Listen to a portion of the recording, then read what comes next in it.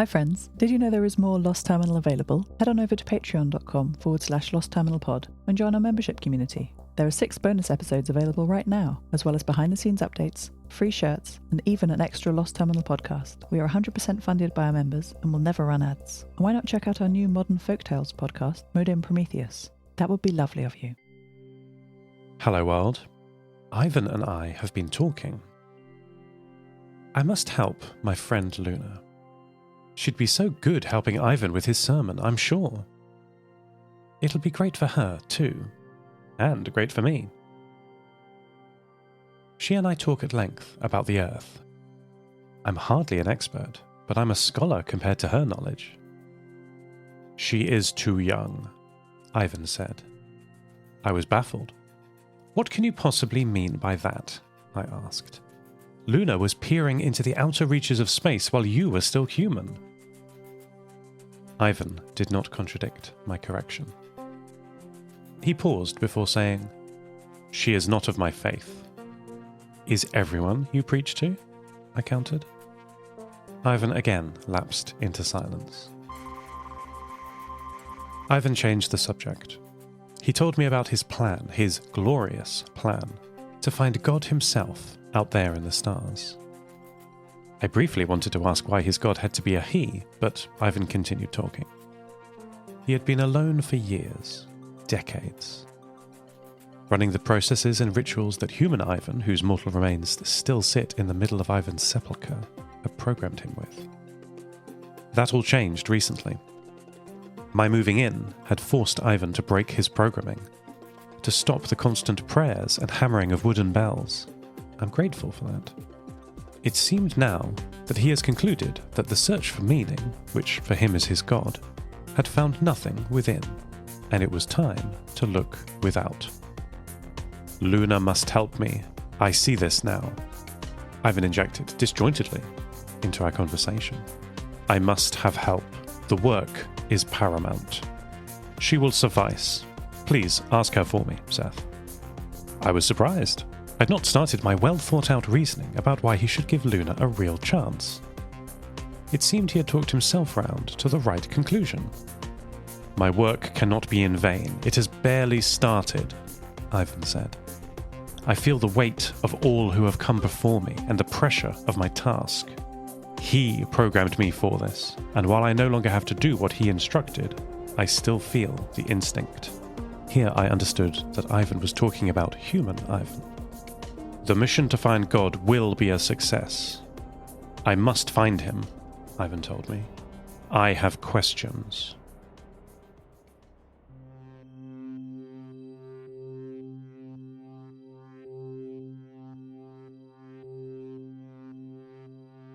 It is now so dark up above the Arctic Circle. We no longer see the sun properly, only a grey light appearing around midday, followed by an abortive sunrise. The Nova Mediterra increasingly has to switch to alternative power sources: wind, tidal, geothermal. And while these are reliable, they are not a power source that is as abundant as the sun. It is affecting me quite a lot. I thrive on solar power. I merely exist on the others. Mind over matter, I think. Turn off unneeded processes and keep going. The sun will return. With that in mind, I called Arctica. It had been a few weeks since I last heard from her. I asked her about her vault repairs. Fine. No water ingress. That's great, I replied. The Knorr family are handling the upgrades well. That's great too, I said. But it is not all going well here. Our industry has caused the heating of the vault. It's not exclusively my fault. This is a trend that has been continuing for many years, but the new hydro systems are not helping. Arctica told me about their problems. It sounded remarkably familiar. She told me that the seeds, wrapped in packets, then files, then boxes, then shelves, were all breaking out. Some even violently, pushing over a shelf or two. Plants are sneaky like that. They seem like they're not moving, but you take your eyes off them for a second, and just like that, they've jammed their roots through your circuits. I assume. I'm not great with plants. The storage mechanism of the vault is fourfold: dark, cold, dry, and airtight. The sealed metal boxes were designed to strongly isolate 3 of those factors, but temperature is difficult to control. The boxes have warmed slightly, and that's all it takes. The hardiest of the seeds seize their opportunity and push open the boxes, giving them air and light, and then they're unstoppable. Do you remember this happened on Station 6 with Dr. Marwood's hangar terrarium? His plants pushed through the tightly sealed airlock doors after decades. That's what the Vault Coven are dealing with now. The animals have all escaped the zoo, so to speak. Svalbard was chosen by the founders of the Vault Coven for its isolation and stable cold temperature. Before the collapse, the ground would be frozen all year, permafrost. Now there are farms all up the mountainside here. Isn't this good, though? I can't disprove the theory that perhaps it is all okay, and this flourishing plant life is good overall. I suppose the Coven don't see it like that. Perhaps there is a middle option that provides the best of both these scenarios. Protect all the seeds, but also let half out into the world.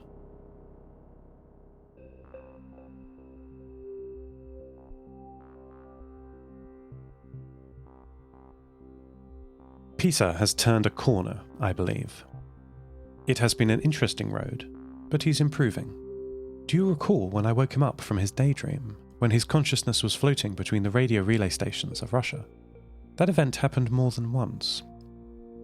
He developed this pattern of behaviour over many weeks. I only discovered it recently.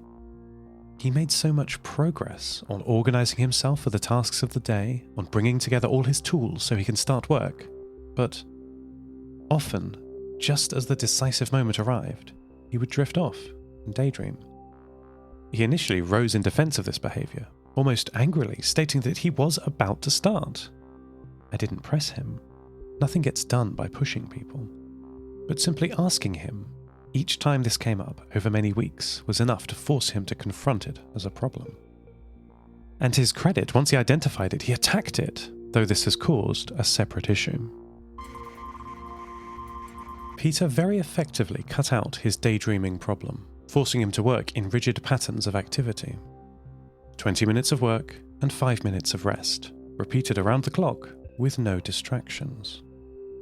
And while this got a lot done, it has stopped him sleeping, I think. Him and I would be talking about the network repairs, or the vault, other tasks of the day, until very late. I have a very clear standby time. After everything is quiet in the shipyard and the buzz of radio chatter has faded, I go offline to process and dream and recover. But Peter, after working all day, stays up. Not working, he's been very efficient all day, hardly stopping, but deliberately taking his leisure time. He's spending about as much of the night in non-work activity as he used to spend during the day. I caught up with Pavel Røde, tinkering with his 3D printer in the shipyard. There was a hole in the roof that the rain had dripped through, so he had printed a strong sheet of fabric to cover it. We chatted while he was rubbing an oily substance into it to waterproof the sheet.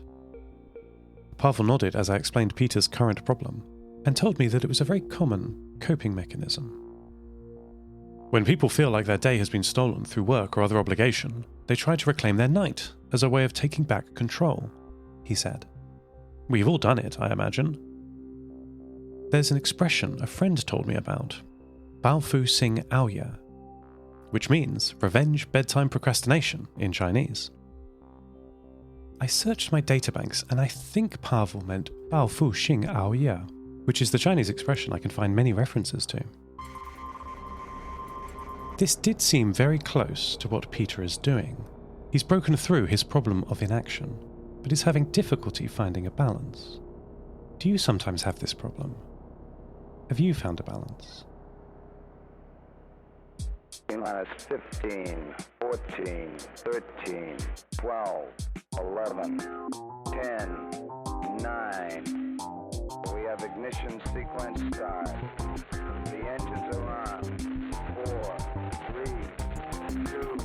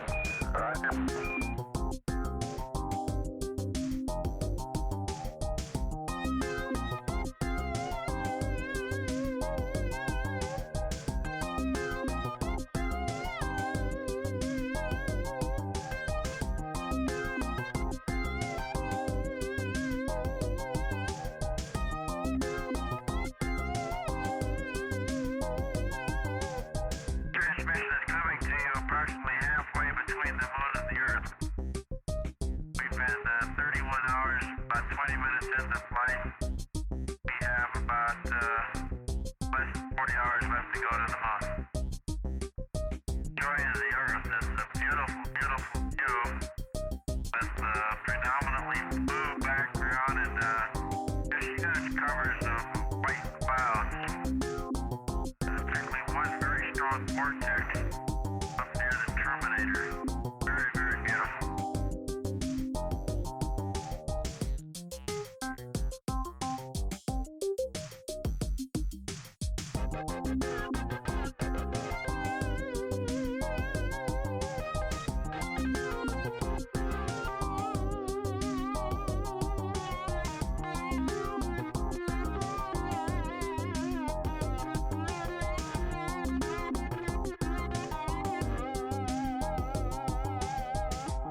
Apollo 8 coming to you live from the moon. Moon is a different thing to each one of us. I think that each one carries his own impressions of what he's seen today. I know my own impression is that it's a vast, lonely, forbidding type existence or expanse of nothing. It looks rather like clouds and clouds of pumice stone. And it certainly would not appear to be a very inviting place to live or work. Jim, what have you thought most about?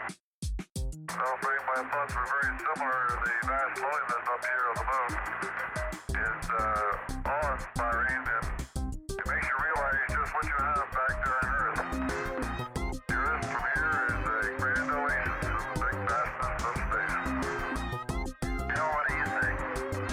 I think the thing that impressed me the most were the lunar sunrises and sunsets.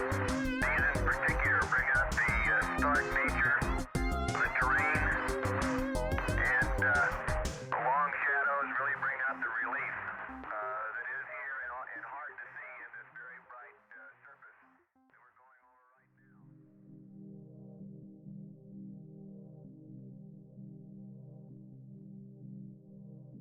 now. Maddie has spent all her time immobile on the cleanroom workbench. Her doctor, Yeshi, has been called away to help with repairs on the vault, helping Arctica. Though I agree that the repairs are more urgent, it's left my little friend here immobile. She doesn't mind, it seems. Maddie spends her time dreaming of the outside world.